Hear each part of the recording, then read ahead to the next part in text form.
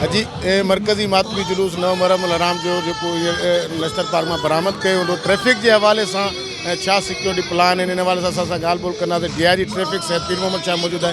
शाह साहब कीअं था ॾिसो ट्रैफिक जा प्लान कहिड़ा आहिनि, घणा एहलकार मुक़रर आहिनि इन जुलूस जे लाइ? मेन मरकज़ी जुलूस से असां 1100 जे क़रीब असांजा एहलकार मुक़रर थियल आहिनि।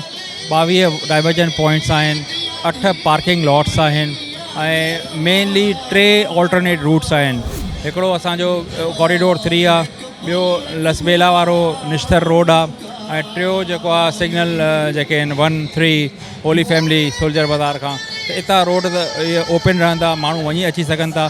मेन जुलूस जो रोड जेको आहे इहो सील थी चुकियो आहे। जुलूस बरामद थी चुकियो आहे लियाक़ताबाद खां शाह नजफ़ पहुतो आहे। शाह नजफ़ खां हिते निश्तर पार्क ईंदो, पोइ हितां थींदो ऐं हुसैनिया ईरानिया वेंदो। त इनखे असां हिकु त डाइवर्जन पॉइंट्स, ॿिया पार्किंग 8 लॉट्स आहिनि, पोइ वरी असांजा ड्रोन्स आहिनि जेके हिनखे मॉनिटर कंदा आहिनि ऐं अल्टीमेटली असांजा कैमरा आहिनि CCTV जा, तमामु सुठा हाईटेक कैमरा आहिनि, उहे बि हिनखे मॉनिटर कंदा।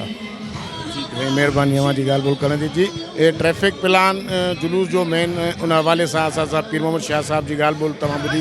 पीर मोहम्मद शाह साहब जो चवणु आहे त असांजा एहलकार ट्रैफिक वारा मुक़रर आहिनि। एंट्री ऐं एग्ज़िट पॉइंट जेके आहिनि उहे मुख़्तस थियल आहिनि। उनखां अलावा ॿियो को विच में हिन जुलूस जो जेको रूट आहे उते कोई इन थियण जो या आउट थियण जो रस्तो कान्हे को। एंट्री ऐं एग्ज़िट सां गॾोगॾु हीउ जेको रूट ते जेको जुलूस आहे कुझु देरि बाद जेके ॿिया जुलूस आहिनि शहर जा उहे हिते ईंदा नेशनल पार्क। उनखां बाद नेशनल पार्क मां मजलिस अज़ा मुनक़िद करण बाद हिन जुलूस खे पंहिंजो रूट जेको रिवायती हिन जो आहे एमेजेना रोड खां थींदो करे पंहिंजे रूट तरफ़ रवाना थींदो।